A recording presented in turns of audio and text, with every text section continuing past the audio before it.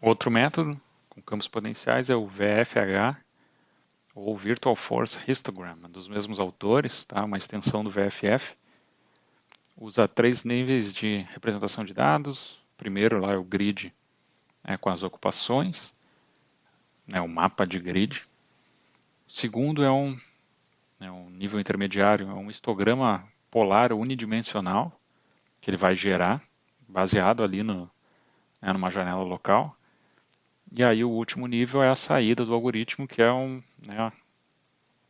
direção para a movimentação. Tá. O que ele precisa? Ele precisa construir, então, o histograma polar que eu falei. Como que ele constrói? Baseado em todas as células ativas dentro do histograma, ou seja, células dentro da janelinha.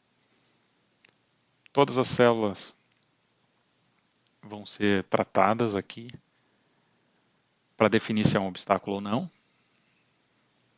Como que ele faz isso? Ele primeiro aqui pega a orientação da célula em relação ao robô, está nesse beta. Então o beta é a orientação da célula. E aqui a magnitude, ou seja, quanto que essa célula vai impactar, depende de C, que é o valor de certeza, o valor de ocupação, e isso aqui, esse A menos BD, que é uma fórmula em função da distância. D é a distância da célula, A e B são constantes. O que ele faz com essa fórmula? Ele define que numa distância máxima, que vai ter lá um valor específico, a célula ativa mais distante do robô, ou seja, no limite da janela, essa fórmula tem que dar zero. Então, A menos BD max, quando D for máximo, a fórmula é zero, e aí, então é zero lá na distância mais longe do robô e aumenta conforme chega mais perto do robô. Tá? Então, isso aqui me dá um valor de magnitude para cada célula, isso aqui me dá um ângulo. Tá? Se a célula não está ocupada, a magnitude vai ser zero, ou próxima de zero, depende do valor de C. Quanto mais próxima do valor máximo, maior a magnitude. Ele vai pegar esses valores, vai pegar as orientações de cada célula e vai jogar num histograma que é polar, ou seja, em coordenadas polares é um histograma das orientações. A resolução do histograma é alfa e a quantidade de setores vai ser 360 por alfa. Tá? Então aqui ele vai ter cada setor, corresponde a um ângulo discreto, por exemplo, sei lá, de 0 a 5 graus, se a resolução for 5 graus. E aí cada célula vai estar associada a um setor desse histograma. E aqui ele simplesmente pega o valor do ângulo, divide por alfa, arredonda para baixo.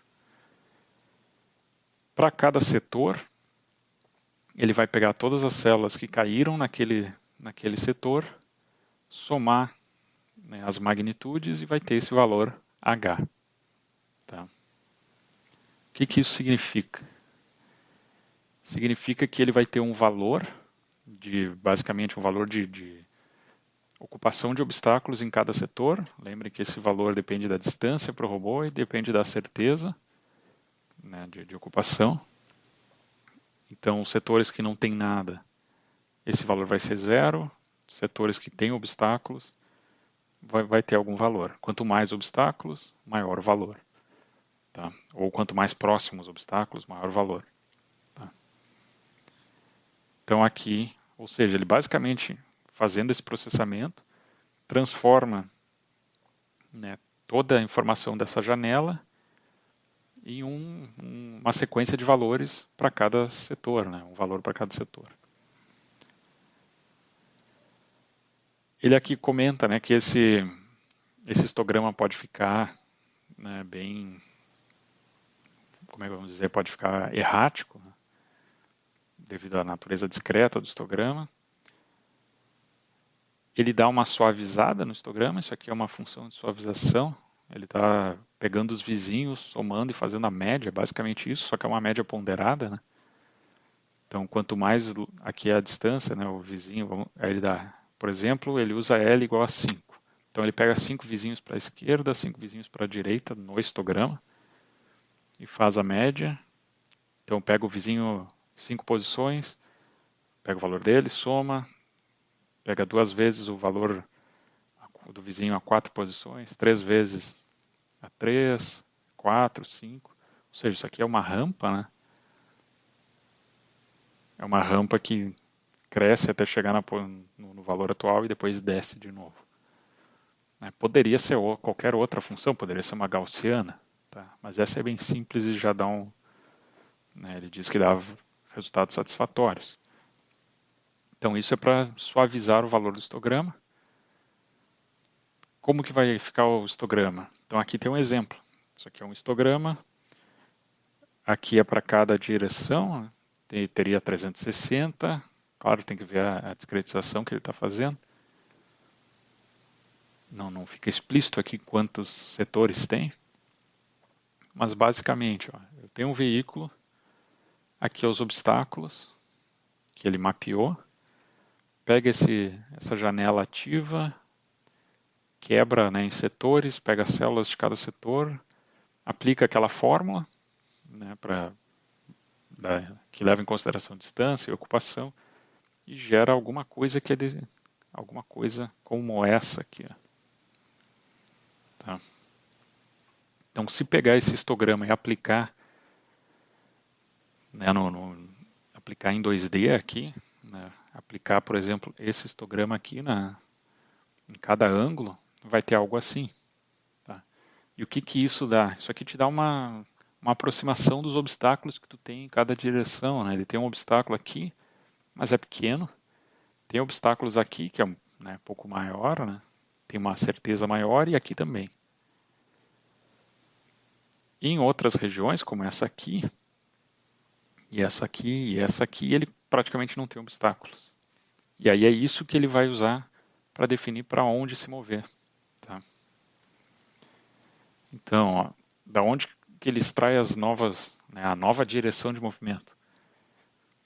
Vai no histograma, e ele vê aqui, ó, o histograma tem um conjunto de picos e vales, onde eu tenho onde eu tenho picos, ou onde eu tenho valores acima de um dado threshold, que aqui está o threshold, valores acima desse threshold, ele diz, bom, isso é uma região que não é segura, né, essa unsafe. Então aqui em vermelho não é uma direção que ele vai escolher. Agora em verde é seguro, e aí ele poderia escolher qualquer uma.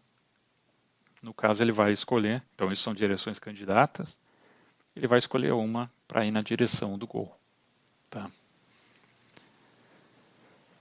Geralmente tem vários candidatos, ele vai selecionar a que mais se aproxima da direção do goal. E aí, ou seja, nesse caso escolheria essa região aqui, e dentro dessa região ele precisa definir uma direção. Como que ele faz?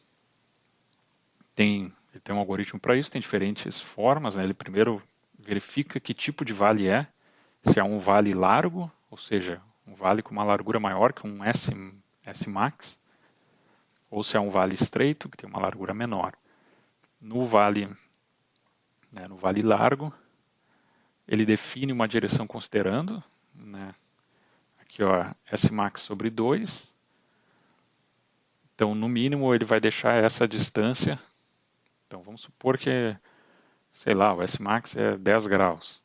Ele vai deixar 10 graus aqui, na verdade, é sobre 2, né? Então, ele divide por 2, 5 e 5 para cada lado. Então, nesse limite, ele não vai chegar.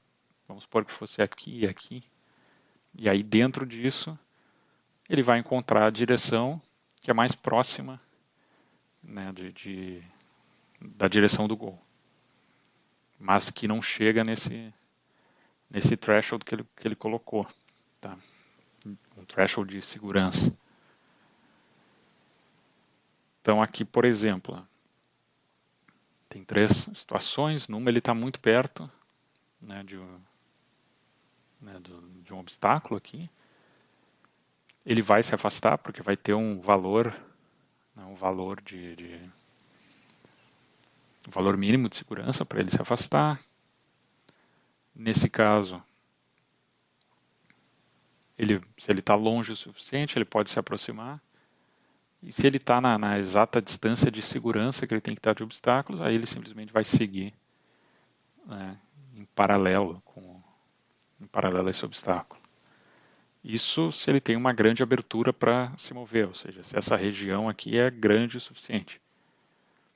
Pode não ser o caso, pode ser que o setor que ele pode andar é menor do que um setor lá que ele definiu como largo, né? Então um setor estreito.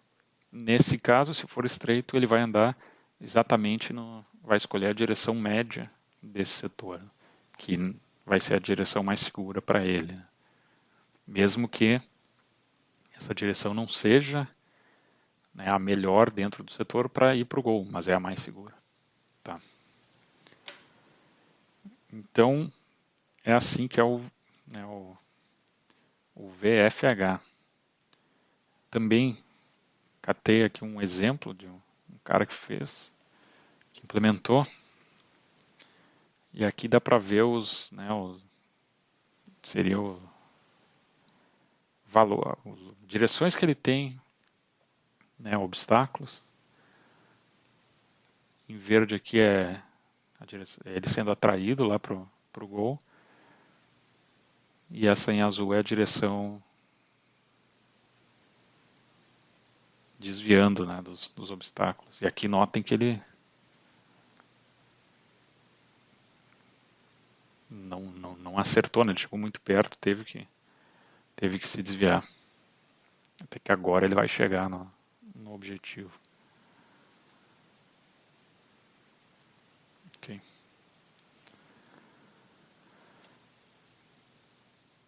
Então aqui um exemplo, né, de uma trajetória que eles colocam lá. E aí, novamente, funciona, mas olhem que os obstáculos não são muito grandes, né? São obstáculos que, se desviar, ele chega no gol. Ali naquele exemplo de antes que eu mostrei, que o obstáculo era bem grande, ele desviou bastante até ver que estava errado e voltar, né? Até a força se equilibrar e puxar ele de volta para baixo.